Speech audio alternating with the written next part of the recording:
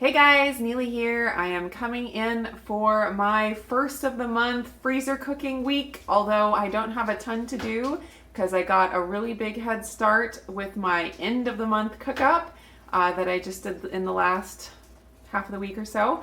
And so I don't have a ton here the first week of the month, which is really nice. I can kind of just do it really quickly and then be done, which is pretty unusual. So I will go ahead and show you my plans here. Here is what I would like to get done. I'm going to be doing freezer peanut butter and jelly sandwiches. I have all of that stuff here. 3 loaves of bread, my jam, and some peanut butter waiting for me to do that. And then I want to do several soup bases. I've done this before, and I still need to do a dedicated video on these. I haven't done that yet, but they have come in so handy. Basically, I just freeze in a round shape that will fit into my Instant Pot. I have several containers that are round and the right size for my Instant Pot. And so I will freeze broth, carrots, celery, and onions and spices. Basically, all the things that I put in nearly every soup that I make. And I will just freeze that into a round block. And then when it's time to cook, depending on what soup I'm making, I can just throw in the base and then throw in all the other ingredients, and it's super versatile and it makes it so easy when it's time for dinner. And it also makes it easy when I have stuff in the fridge that needs to be used up. I can just kind of mix and match different things and throw in a soup base, and I have my soup ready to go.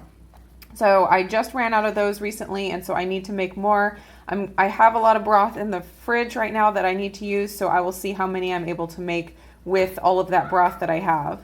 And then I wanted to get some ham and potato soup stuff prepped and frozen. So I'm going to freeze the soup base, and that's what I use for the ham and potato soup. But then beyond that, of course, the potatoes and the ham. And I have a whole bunch of potatoes that I need to get finished up. This is my last box from the fall, and they're getting a little bit old, but they're still usable. And I want to get these all cleaned up and cooked up in my Instant Pot, and then I'll be able to dice those. And I will dice up the ham that I got at Costco today, and I will freeze portions of the potatoes that are already cooked and the ham. And then when it's time to make the potato ham soup, I will pull out a soup base, I will pull out a pack of ham, and I will pull out a pack of potatoes, throw it in the Instant Pot, and it'll be ready to go. So I'm going to be working on that, and I have potatoes down here, wash and bake, and that's going to be for the ham and potato soup as well as the pork and green chili soup that I am going to be working on as well. Then I also need to process my chicken thighs. These are all my chicken thighs. I have to get to this right now because we just did the first of the month grocery shopping and my fridge is full, and I need to get these all processed and into the freezer real quick. So that's what I'm going to be starting on first, but I'm going to be doing some of them chopped. I'm going to take the skin off, take the bone out. And I did a video on piecing out a whole chicken where I showed how to take a bone out of a thigh.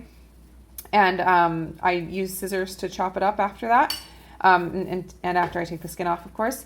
And I will have packs of those in quart Ziploc bags that I will use for different soups or stir fries or like taco chicken and that kind of thing, which will be really nice to have on hand. And then some of the thighs I'm going to leave the skin on, but take the bone out and then flatten them. And that is for the cracklin chicken thighs, which is a Nom Nom Paleo recipe that we love. And I will link that down below for you to check out, but that's really good as well. So I'm going to do that with the chicken thighs. I already talked about the potatoes. And then the last thing is I need to make our waffle mix.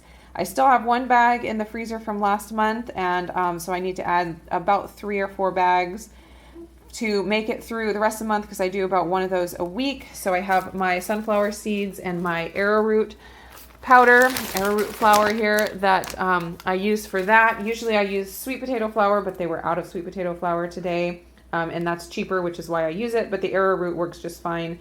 And no problem with the end result. It's just that the arrowroot is a few cents more expensive, but it's really not that big of a deal. So waffle mix is the last thing on the list. So that is my mountain of work I need to get done, and I am going to get started with the chicken thighs. So today is now Sunday, April 2nd, and I did get all that chicken processed last night. I have my bag of all the bones out of the thighs. I have 5 bags of chopped up chicken thighs. I also have 2 bags here of the flattened chicken thighs that I will be using for the crackling chicken. So that is all done. Also today, I got my 3 loaves of PB&Js made up. I was just able to do that kind of randomly throughout the day. I just had it set up in the kitchen and went and did a few and then did a few other things and then came back and did a few more and got all those done. And now I am working on all of these potatoes. I just washed a batch and got them going in the Instant Pot. And so I will get these ones washed and then cycle them through the Instant Pot as they finish. And then I will let those cool before I package them up for the freezer.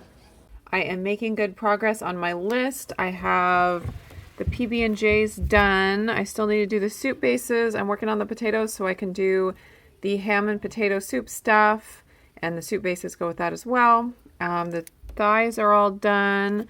The potatoes are in the process of being baked right now. They're all washed and ready to go. So I'm gonna try to get the rest of this done tomorrow, the waffle mix and the soup stuff, and I think that'll be good. So once I finish up with the potatoes tonight, that'll be all for today.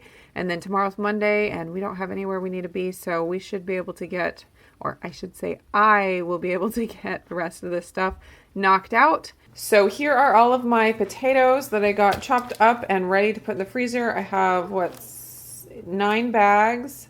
Yeah, 9 bags, and so that will make quite a few soups. So we are stocked up on those for a while, and I chopped up some of them or sliced some of them and roasted them for lunch today that everyone munched on. And I think that is going to be it for today. That's all I got done today. So I decided I am going to call that good for beginning of the month freezer cooking. I still have the waffle mix and the soup bases to make, but what I decided to do was just wait until the next time I need to make waffles, because I still have a pack in the freezer. So I'm like a week and a half away from actually needing to make more mix. So I think once I get to that point, then I will do all of the mix then. And then also the next time I have soup on the menu plan, I will just pull everything out and make the batch of soup and just make a bunch of the extra, like dicing up the veggies and putting them together with the broth to make the soup bases.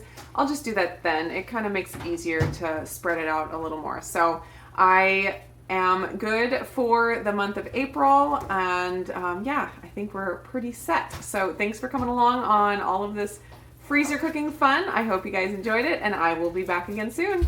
Bye guys. Bye. Bye. Everybody say bye. Bye.